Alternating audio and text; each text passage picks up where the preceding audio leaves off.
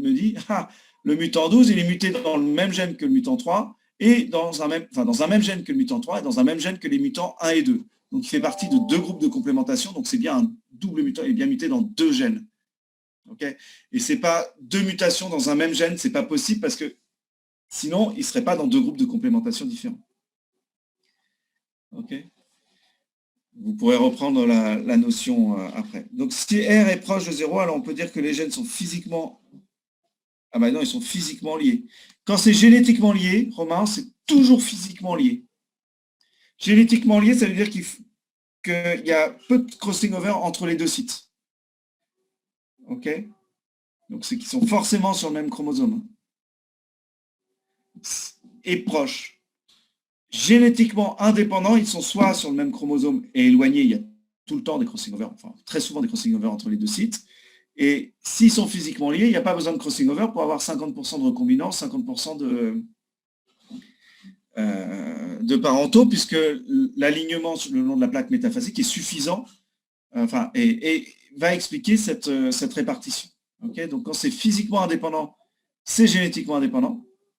Et quand c'est génétiquement lié, c'est physiquement lié.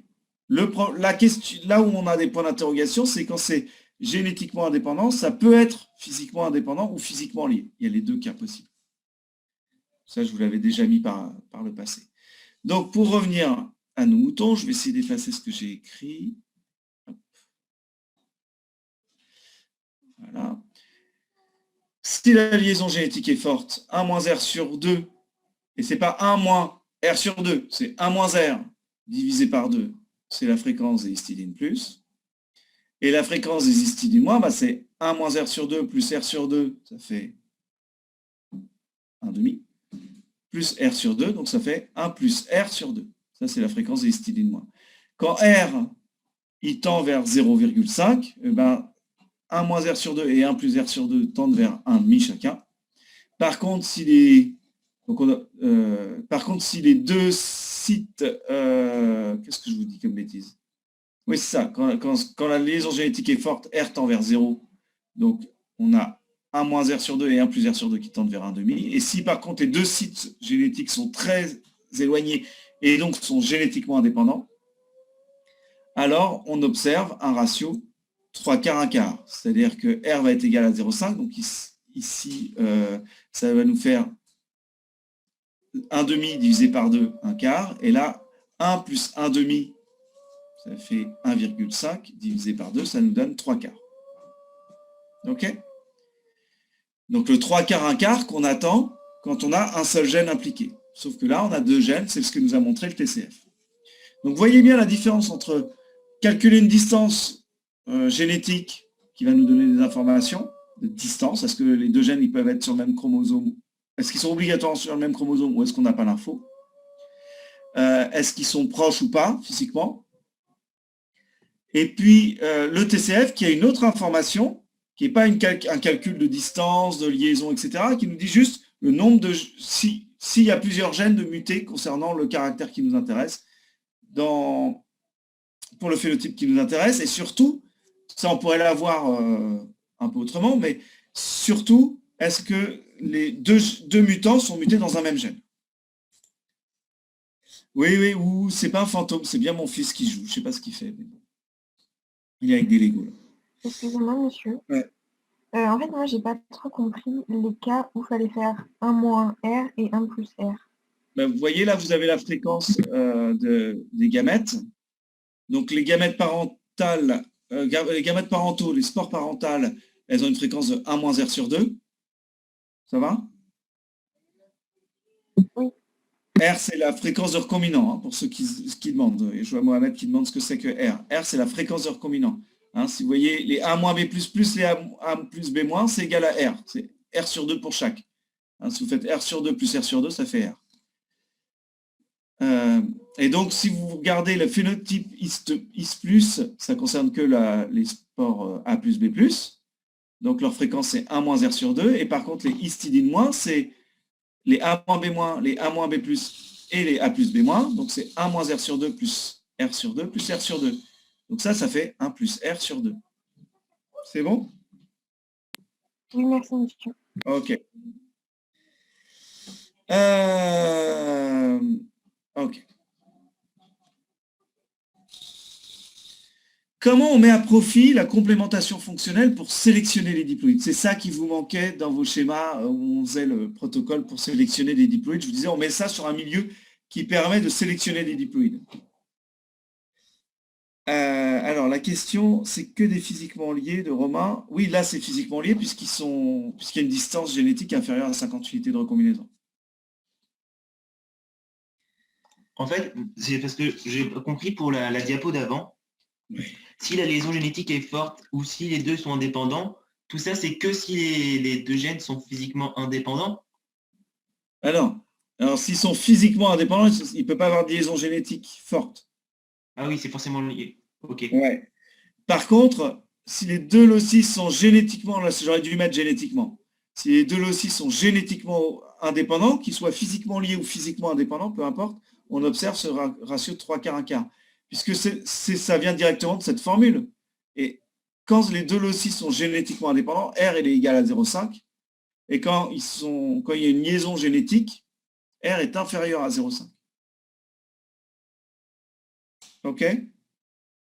D'accord, merci. Ouais, je vous en prie. OK, donc je reviens à la diapo d'après. Qu'est-ce qu'on va faire, en fait, quand on va vouloir sélectionner des diploïdes? Ben, en fait, chez nos diploïdes, même s'ils sont histidine moins, on va rajouter une mutation qui confère un phénotype qui est récessif par rapport au phénotype sauvage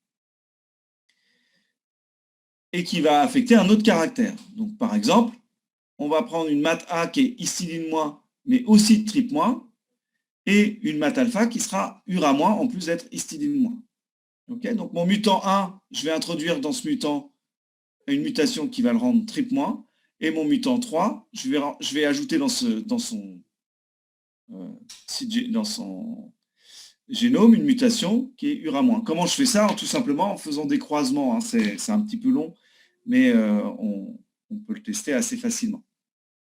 On peut partir d'un mutant qui est ura moins, qu'on croise par un mutant histidine moins, on récupère des diploïdes, on fait faire une sporulation, et on récupère les spores qui sont ura-, is-. Et donc, c'est eux, après, qu'on va utiliser pour croiser par ce mutant-là qu'on aura généré de manière similaire. Et donc, je vous l'ai bien mis ici, hein, utilisation de marqueurs qui sont dits récessifs, c'est-à-dire le phénotype qu'ils confèrent est récessif par rapport au phénotype sauvage. Et du coup, dans mon milieu ici, je vais mettre, alors évidemment, je vais les cultiver sur du M0 trip plus histidine, ou M0 plus uracile plus histidine ici. Et dans mon milieu où je vais les croiser, je vais avoir du tryptophane, de l'uracile, de l'histidine, pour que les haploïdes et le diploïde puissent croître. Mais par contre, quand je vais mettre une partie de ce milieu sur boîte de Petri pour sélectionner les diploïdes, là, je ne vais pas mettre de tryptophane, je ne vais pas mettre d'uracile sur le milieu, je vais mettre juste de l'histidine. Ce qui fait que je contre-sélectionnerai les haploïdes. Les haploïdes ne seront pas capables de former des colonies. Ils n'en seront pas capables. Pourquoi? Parce que les haploïdes sont tryptophane moins, je n'ai pas de tryptophane dans le milieu, donc ils ne peuvent pas former les maths A ne peuvent pas former de colonies. Et les maths alpha, ils sont ura moins et je n'ai pas d'uracile dans le milieu, donc ils ne sont pas capables de former de colonies non plus. Donc vous voyez qu'ici, ce croisement, ici j'ai un milieu très riche qui permet à tout le monde de former de proliférer, les haploïdes comme les diploïdes, et après je sélectionne uniquement les diploïdes. Je sélectionne ces diploïdes sans sélectionner, en faisant attention d'avoir la possibilité de les faire proliférer, qu'ils soient histidine moins ou histidine plus, donc je rajoute de l'histidine. Et après, je ferai une réplique sur milieu M0 pour voir si le diploïde il est histidine moins ou histidine plus. Okay, on retombe sur le protocole habituel. Okay. Est-ce que ça va pour tout le monde, ça?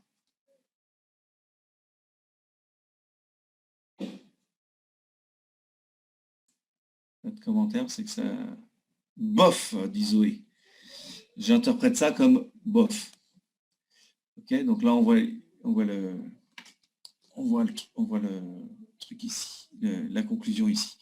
Alors, hop, je vais prendre un petit code couleur. Ok, mon mutant haploïde MATA, il est là. Ok, il est en rouge. pour pouvoir croître, comme il est tryptophane moins, il faut que je mette du tryptophane.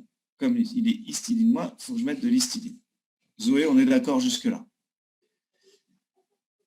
Je veux qu'il puisse survivre dans le milieu de croisement de manière à ce qu'il puisse former des diploïdes. Donc, qu'est-ce que je fais dans le milieu? Je mets du tryptophane et de l'histidine.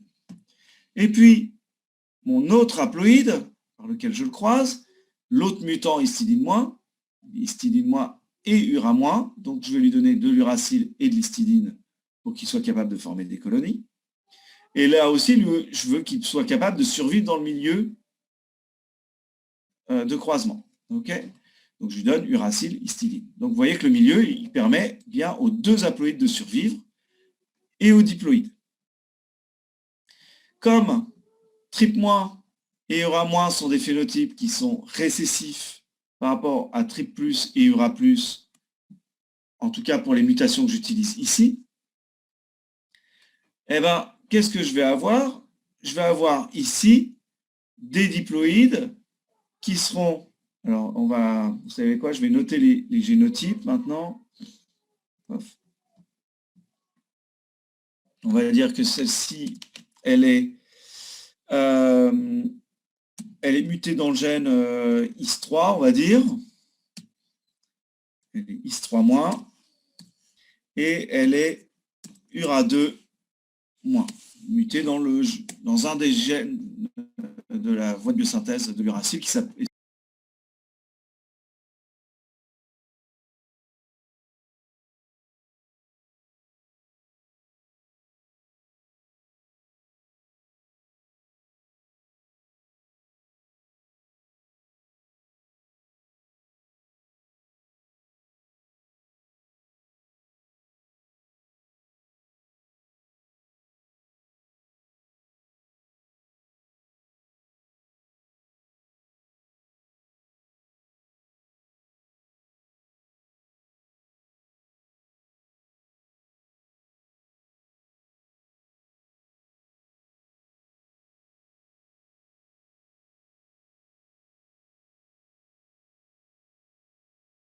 J'ai pas la... Donc je ne vais pas mettre en italique. Excusez-moi. Et ici, ce mutant-là, il est muté IS1-, et dans le gène TRIP1, par exemple, TRIP1-. Okay. Donc, mon diploïde, il va être quoi? Il va être... Si IS1 et IS3 ne sont pas le même gène, ils vont être IS1- sur IS1+, 3 petits points, IS3- sur IS3+, je ne sais toujours pas si ce sont le même gène, URA2- sur URA2+, et il me manque TRIP1- sur TRIP1+. Donc, qu'est-ce qu'on voit ici? On voit que mon diploïde, il a récupéré une copie. Alors, je ne vous ai pas fait trop le code couleur, mais est-ce que je peux le modifier après? Je ne sais pas. Ah non, il me change tout, cet idiot. Bon, donc je ne peux pas vous faire ce qui vient de la souche mat, ce qui vient de la souche mat alpha, c'est pas possible avec ce logiciel. C'est pas très grave. Ce que vous voyez, c'est qu'il y a IS1- ici qui vient de la mat A. La mat alpha, elle est forcément IS1+, puisque si chacune est un simple mutant, évidemment, comme elles ne sont pas dans le même groupe de complémentation, les mutants, comme les mutants 1 et 3 ne sont pas dans le même groupe de complémentation, forcément, ils sont mutés dans des gènes différents. Donc, le mutant 3, il apporte une copie sauvage de IS1, mais il apporte la copie mutée du gène IS3, mais comme ils ne sont pas mutés dans le même gène, ça veut dire que le mutant 1, il est IS3+. Okay, donc je vais avoir de la complémentation fonctionnelle pour IS1, de la complémentation fonctionnelle pour IS3. Je vais avoir de la complémentation fonctionnelle aussi pour URA2, puisque cette souche mat alpha, elle est URA2-, mais l'autre, la mat A, elle est URA+, donc elle est URA2+. Et pareil pour TRIP1-, TRIP1+, TRIP1- venant du mutant 1 et TRIP1+ venant du mutant 3. Donc vous voyez que j'ai de la complémentation pour tout, et donc comme j'ai déjà le résultat de ce croisement M1 par M3 grâce à mon tableau précédent, je sais qu'ils ne sont pas dans le même gène, donc je sais que j'ai de la complémentation. S'ils avaient été mutés dans le même gène, qu'est-ce que j'aurais attendu? Ben, j'aurais eu IS1- sur IS3- parce que IS1 et IS3 c'était le même gène. Mais par contre, pour URA2, j'aurais eu de la complémentation fonctionnelle. Et pareil pour TRIP1.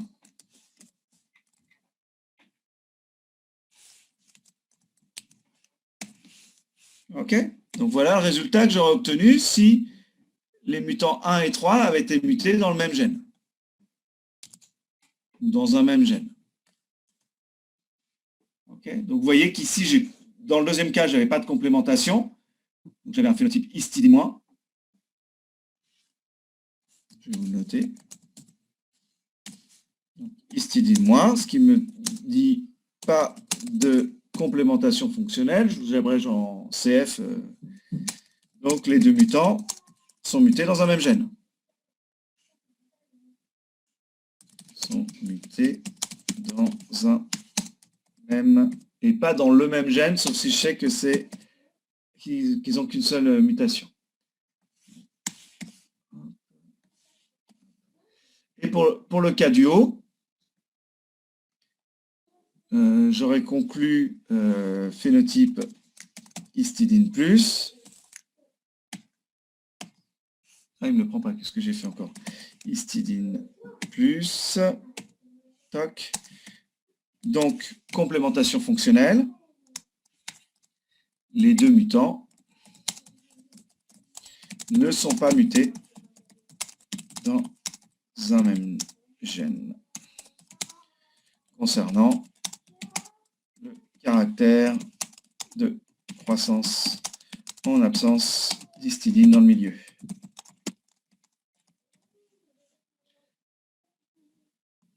Hop. Donc voilà les deux cas possibles que vous pouvez rencontrer. Et vous voyez l'intérêt d'avoir introduit cette mutation TRIP1 ou URA- chez chacun des haploïdes, c'est de pouvoir contre-sélectionner ici, sur ce milieu, les haploïdes qui seront plus capables de croître puisqu'il n'y a pas de tryptophane et il n'y a pas d'uracile, donc les haploïdes ne sont pas capables de former de colonies.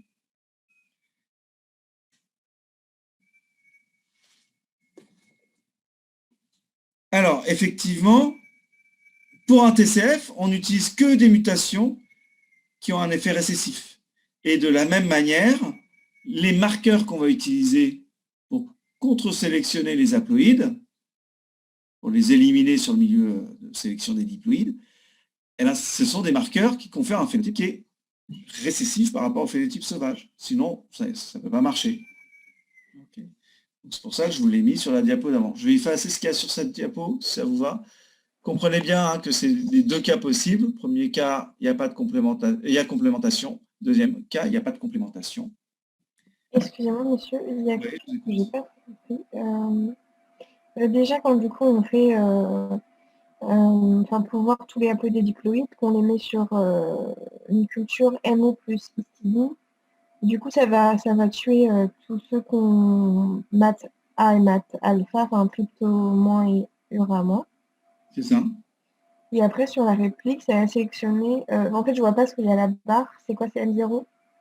C'est M0, ouais, tout à fait. Là, après, c'est le protocole classique que vous avez déjà vu auparavant. Hein. Oui, mais en fait, je comprends pas du coup le fait vous avez un diploïde, vous sélectionnez le diploïde sur la première étape, M0 plus histidine. Okay. Oui. Vous contre-sélectionnez les haploïdes, en fait. C'est ça que ça veut dire, sélectionner les diploïdes. Hein. C'est-à-dire et empêcher les haploïdes de former des colonies, ne laisser que les diploïdes former des colonies. Quel que soit le phénotype par rapport au caractère histidine. Okay. Mais en fait, j'ai pas compris comment on voit les haploïdes et les diploïdes, parce que du coup, pour moi, j'ai pas compris, parce que du coup, s'ils sont le premier cas que vous avez écrit avec la complémentarité, du coup, La complémentation. oui, pardon, complémentation, du coup, j'ai pas compris comment on fait si c'est diploïde ou intriploïde, parce que pour moi, ils sont tous pareils, enfin, ils sont tous diploïdes en complément, enfin, Alors, vous voyez pas la différence entre les deux génotypes que j'ai notés en bleu? si, ça j'ai compris, enfin, je pense avoir compris, mais du coup, dans les deux cas, enfin, le premier cas, j'ai pas compris le premier cas. Enfin, en fait, dans les deux, j'ai compris les deux cas, mais du coup, j'ai pas compris dans les deux cas comment on sait si c'est haploïde ou diploïde. On sait que c'est un diploïde parce qu'il n'a pas besoin d'uracile et de tryptophane dans le milieu pour former une colonie.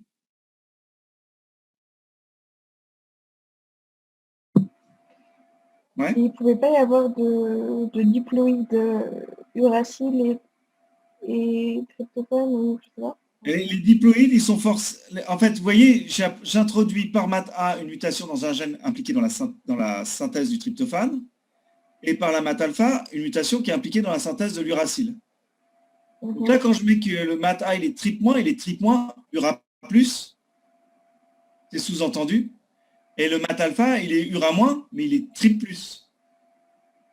Et en les croisant, comme ura- est récessif par rapport à ura+, et trip- récessif par rapport à trip+, c'est comme ça que j'ai sélectionné les mutations que j'ai utilisées là. Et ben, je suis certain que sur ma boîte de sélection des diploïdes, mes diploïdes vont être capables de croître parce que le phénotype ura+ et le phénotype trip+ sont dominants, pardon. Donc, ça veut dire que je n'ai pas besoin pour mon diploïde d'avoir de l'uracile et du tryptophane pour qu'ils forment des colonies. Et par contre, mes haploïdes, je sais qu'ils sont trip- ou ura-, donc ils ne sont pas capables de croître parce que je n'ai pas mis de tryptophane et d'uracile. D'accord. Donc, du coup, dans la boîte de patrie, il y a bien quand même des diploïdes de tryptophane et d'uracile. Alors, j'ai pas entendu la fin de votre phrase. Il y a bien des diploïdes? De tryptophane plus et de ura plus. Ouais, c'est ça. En fait, là, Ouais. les diploïdes, ils sont tous ura+, trip+. Okay. Grâce à ce que j'ai... Attendez, arrêtez. Mais du coup, histidinement, c'est récessif ou c'est dominant? Eh bien, ça, on ne le sait pas à l'avance. Donc, c'est l'intérêt de faire cette réplique sur M0. D'accord. On va voir si les colonies sont capables de se former. Si tous les diploïdes sont capables de former des colonies en M0, ça veut dire que le phénotype histidine plus, il est quoi? Il est histidine plus. Non, mais non, ça veut dire que le diploïde sera histidine plus, exactement. Et du coup, en fait, en Ça fonction veut dire que des donc cas, il y a les histidine deux plus, cas que vous avez écrits, si c'est génétiquement, les deux cas. C'est ça? Le cas que vous avez écrit en bleu donc à là, côté. c'est juste le test du phénotype, le test de dominance récessivité par rapport au phénotype histidine plus. Et comme c'est un TCF que je fais, là, je croise deux mutants histidine moins ensemble. Mon M0 mon test que je fais là avec la réplique, c'est savoir s'il y a complémentation fonctionnelle ou pas. Ok. Si mes collègues disent moi, donc ça voudra dire que j'ai pas de complémentation fonctionnelle et donc les mutants 1 et 3 sont mutés dans un même gène, impliqué dans la synthèse de l'histidine. D'accord, c'est bon, j'ai compris. Ouais. Après, par contre, j'ai une autre chose que j'ai toujours pas compris, c'est la différence entre un même gène et le même gène. Ok, la différence, c'est que Voilà. prenons l'idée où vous croisez le mutant 12 par le mutant 1. Vous n'allez pas avoir de complémentation fonctionnelle parce que le mutant 12, il sera muté dans un gène et dans un deuxième gène, et il n'y aura qu'un qui sera en commun avec le mutant 1. Et du coup, il sera homozygote mutant pour ce gène qu'ils ont muté en commun. Donc, il n'y aura pas de complémentation fonctionnelle. Donc, on ne saura pas faire la différence entre deux mutants qui sont mutés dans un même gène et qui peuvent porter d'autres mutations en plus, ou deux mutants qui sont mutés que dans un seul gène de la voie de biosynthèse de l'histidine. Dans le même gène, du coup. Ouais, dans ce cas-là, le même gène.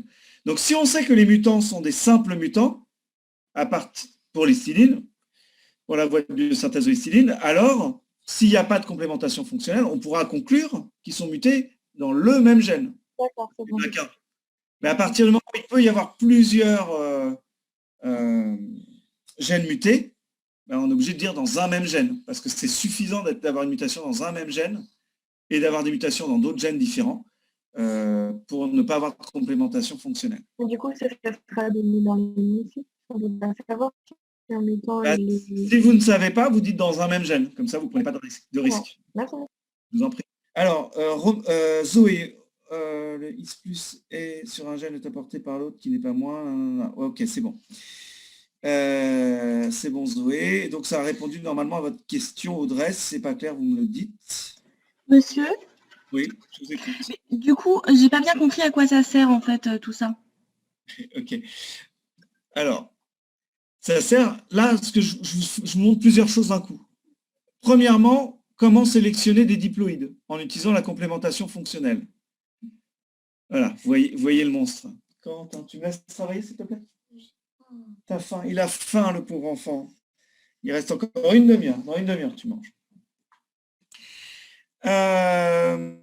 Donc, je vous disais, la première chose, c'est utiliser la complémentation pour sélectionner les diploïdes. Et ça marche pour ce qu'on a vu avant. Corentin, tu les distrais. Ils ne vont pas pouvoir se concentrer sur leur travail. Et la deuxième, et moi non plus, je ne vais pas pouvoir me concentrer. Et la deuxième chose, c'est le test de complémentation fonctionnelle qu'on utilise ici dans la deuxième partie, okay, quand on fait la réplique. Donc, ce qu'il y a en bas de la diapo, c'est mon test de complémentation fonctionnelle. Et ce qu'il y a dans le haut de la diapo, c'est l'utilisation de la complémentation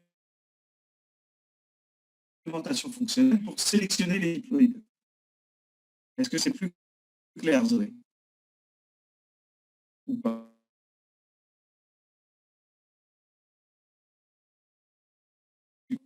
Comment j'en sors? Arrêtez le diaporama. On va remonter bien en arrière. Vous voyez, on est à la diapo 214.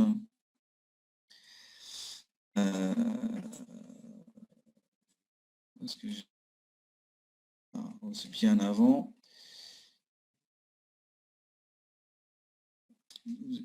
Voilà. Vous voyez ici, milieu permettant la sélection des diploïdes.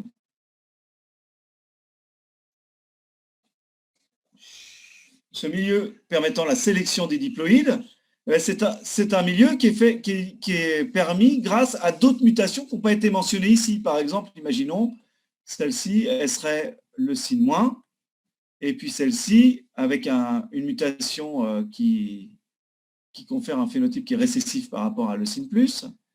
Et puis celle-ci, elle serait isoleucine moins. Okay. Ça veut dire que ici, on aurait rajouté de l'isoleucine. Ici, on aurait rajouté de la leucine. Là, dans ce milieu, on aurait rajouté à la fois leucine et isoleucine. Et là, par contre, je n'aurais mis ni leucine ni isoleucine, ce qui m'aurait contre-sélectionné mes haploïdes et qui ne m'aurait pas permis d'obtenir que des diploïdes. Okay. Donc, c'est ça qu'il y avait de caché sous milieu permettant la sélection des diploïdes. Alors, je reviens à la question de Audrey, parce que visiblement, il y a quelque chose qui n'est pas passé. Si ce n'est pas passé pour Audrey, c'est probablement pas passé pour d'autres. Ok. J'en ai qu'à 243, je crois, quelque chose comme ça. Non, beaucoup moins. Si, 243. Non. Hop. 213, 214, voilà. Donc, la question d'Audrey. Je crois que je n'ai pas compris les histoires des histidines moins. Ils sont tous les deux histidines moins et ils sont haploïdes. Comment ils vont apporter un allèle histidine plus? Parce qu'en fait, ils sont histidines moins, mais il n'y a pas qu'un gène qui gouverne le phénotype histidine moins ou histidine plus, hein, le caractère histidine moins ou histidine plus. OK? Donc, votre mutant 1, en fait, ici, il est muté dans un des nombreux gènes qui est associé, qui est impliqué dans la synthèse de l'histidine, donc il est IS1-, mais il est IS2+, IS3+, etc. Et puis l'autre mutant, ce qu'on a vu, c'est qu'il était... Alors, dans le tableau, on avait vu qu'il était muté dans un autre gène, donc on va dire qu'il est IS1+, IS2+, IS3-, etc. OK? Donc, ça veut dire qu'il apporte une copie sauvage de ce qui est muté chez le mutant 1, et le mutant 1, il apporte une copie sauvage de ce qui est muté chez le mutant 3. Donc, on a de la complémentation. OK? C'est bon pour vous ou pas? Exactement. L'un comble le déficit de l'autre, parce qu'on s'intéresse qu'à des mutations qui confèrent un phénotype récessif. OK? Et pas à des mutations qui confèrent un phénotype dominant par rapport au phénotype sauvage, parce que sinon, évidemment, ça ne marcherait pas. Okay. Et ça, c'est vraiment le truc que vous devez vous mettre en tête, parce que forcément, on va vous poser des questions pour vous piéger là-dessus. Okay. Attention, la limite du test de complémentation fonctionnelle, c'est qu'il faut s'intéresser qu'à des mutations qui confèrent un phénotype récessif par rapport au phénotype sauvage. Okay. Si on est bon là-dessus, je vous propose de remonter en arrière dans le cours pour ce que je n'avais pas pu vous faire précédemment. Du coup, pour trouver le nombre de mutants IS- quand on a une mutation sur le même gène, on fait un crible négatif après tout ça. Je ne comprends pas exactement ce que vous voulez dire par là, Romain. Pour trouver le nombre de mutants IS-. Alors, ce que je vais faire, je ne comprends pas bien la question, mais je vais vous expliquer la façon dont ça se passe en recherche, en général, quand on s'intéresse à un caractère. Imaginons, je cherche des mutants impliqués, enfin, je cherche à identifier des gènes impliqués dans la synthèse de... je vais couper ma caméra, ça empêchera mon fils de faire son intéressant derrière. Hop. On s'intéresse aux gènes qui sont impliqués dans la synthèse de l'histidine. On essaye de les identifier. Qu'est-ce que je fais? Déjà, je vais partir d'une souche qui est histidine plus. Je vais faire une mutagénèse, donc je vais irradier mes mutants. Enfin, je vais irradier ma souche sauvage, pardon.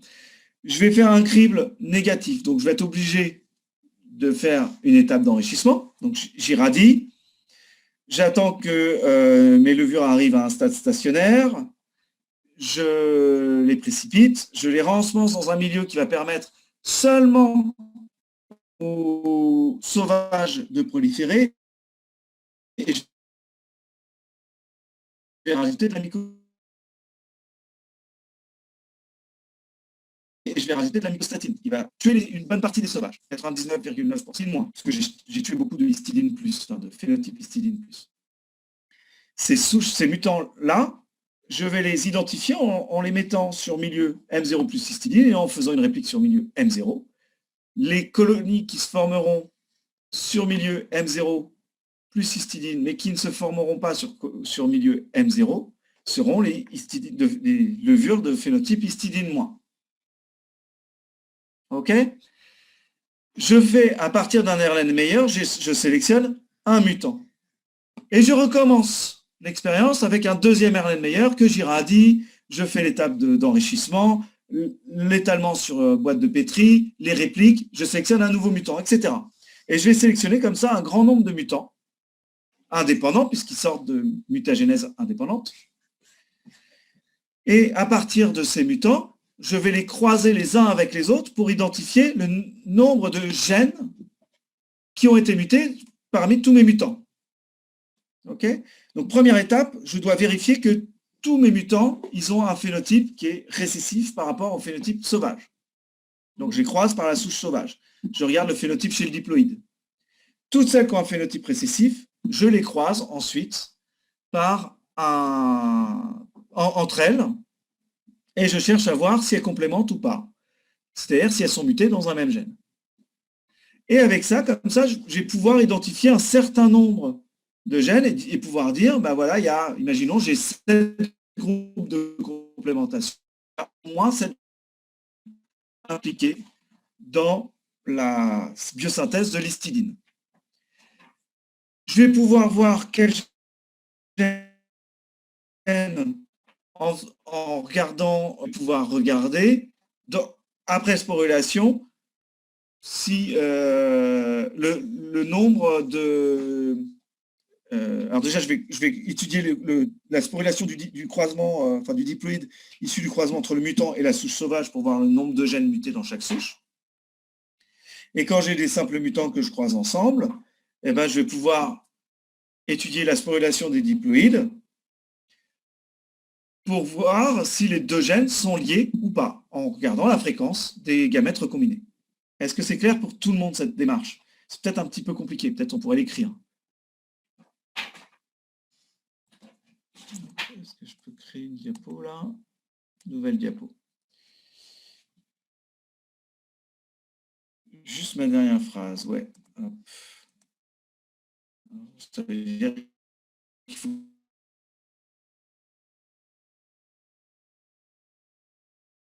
Je me souviens de ce que j'ai dit. Vous êtes...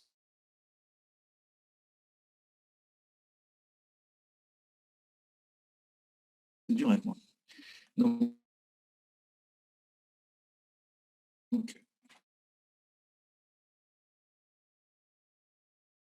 synthèse DIN.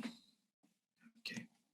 Donc j'ai dit une mutagenèse avec enrichissement et crible négatif, ça je ne vais pas rentrer dans les détails, pour obtenir un mutant. Okay. Répétition n fois du protocole pour obtenir n mutants indépendants. Croisement des mutants par une souche sauvage pour identifier les mutations conférant un phénotype histidine moins récessif par rapport au phénotype sauvage. Ok, on peut étudier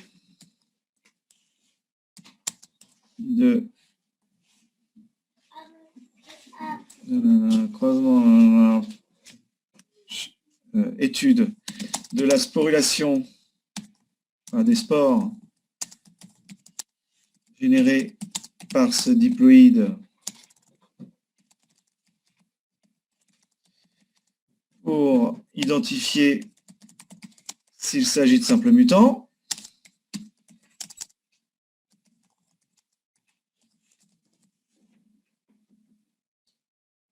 Ok, il n'est pas content parce qu'il manque un tréma. Croisement des mutants conférant un phénotype récessif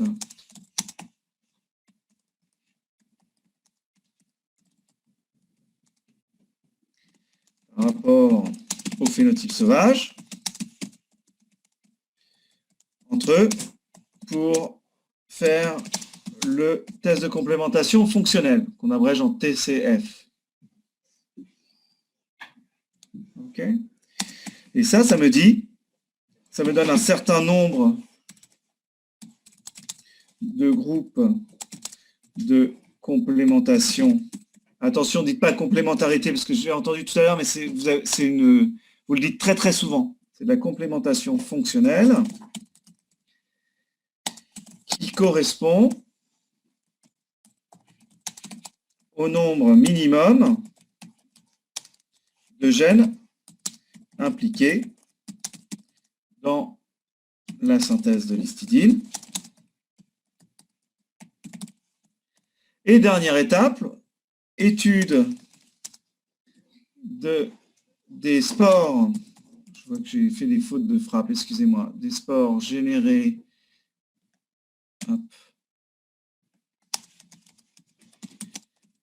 par ces diploïdes pour étudier la liaison génétique ou l'indépendance génétique des gènes identifiés. OK? Donc voilà, tout ça, je vous mettrai la diapo, je vais vous la rajouter, ouais. Tout ça, c'est ce qu'on vient de voir jusqu'à présent. OK? C'est tout ce que vous avez vu chez l'alvure. C'est la même démarche. Et une fois qu'on a fait ça, on a vu tout ce qu'on va voir avec l'alvure. OK? J'en ai fini avec l'alvure, là. Je vous ai fait tout ce que je voulais vous montrer. OK.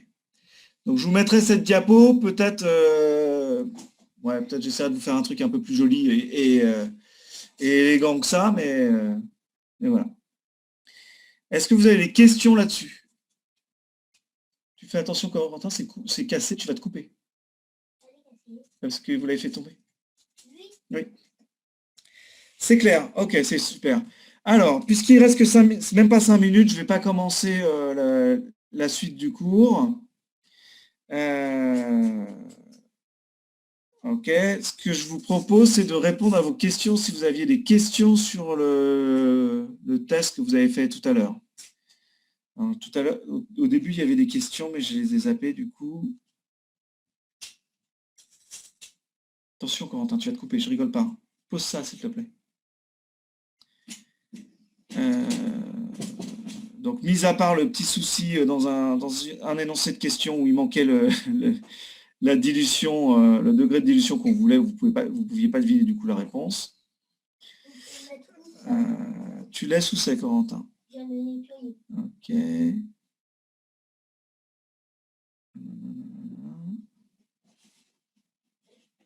Je vois pas d'autres questions. Si vous n'avez pas de questions, je vous laisse. Ah si, il y avait Maxime qui répondait à Mathias, mais je n'ai pas vu la question de Mathias. Ah si, c'est ça. Je ne comprends pas pourquoi les levures lactose moins ne peuvent pas proliférer sur M0 plus lactose. Alors, les lactose moins peuvent proliférer sur M0 plus lactose. Elles peuvent, puisqu'il y a du glucose dans le M0. Donc, les lactose moins, si vous faites du M0 plus lactose, elles prolifèrent, il n'y a pas de souci. Mais ce n'est pas le milieu qu'on va utiliser pour les contre-sélectionner. En fait, ce qu'on va vouloir faire en général, alors je ne sais plus comment était tournée la question, mais les M0, les lactose moins, elles ne prolifèrent pas sur M0 entre parenthèses lac. C'est-à-dire que quand on remplace le glucose, c'est ça que veulent dire les parenthèses, par du lactose, quand il n'y a pas d'autres sucres que du lactose, elles ne sont pas capables de proliférer. Donc les M0, les lactose moins ne peuvent pas proliférer sur milieu M0 entre parenthèses lac, mais elles peuvent proliférer sur du M0 ou du M0 plus